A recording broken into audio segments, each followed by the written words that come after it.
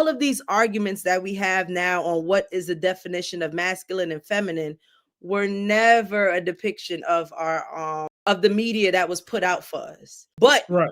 the other groups of people, they had those dynamics, the stay-at-home wife, the working husband, married with children, those type of shows. And our show slowly weed off the air, and all we were left with was either reality Yeah. or white dynamic households where the man was the breadwinner while the woman was a stay-at-home. And it's because their ice is colder. Okay.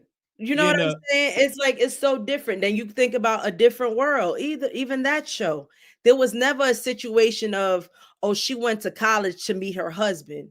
She went to college to get an education, to make a career of herself. And if she found a husband in the process, that was a plus. But it was never an issue of a woman need to be sitting in a corner and being quiet somewhere. She wasn't able to challenge her spouse. They challenged each other.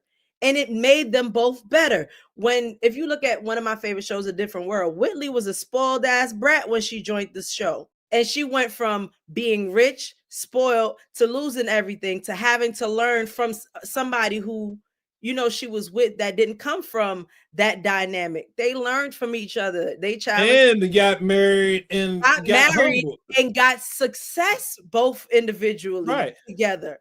Because remember, she became like the head of a big art, like an art boutique store. And then he ended up getting the big contract with the Tokyo brand. He went to Tokyo. He came back, and then they were offering him something after graduation. Like, if you look at these dynamics, it was never it was never about a hierarchy. No. It was never about a hierarchy.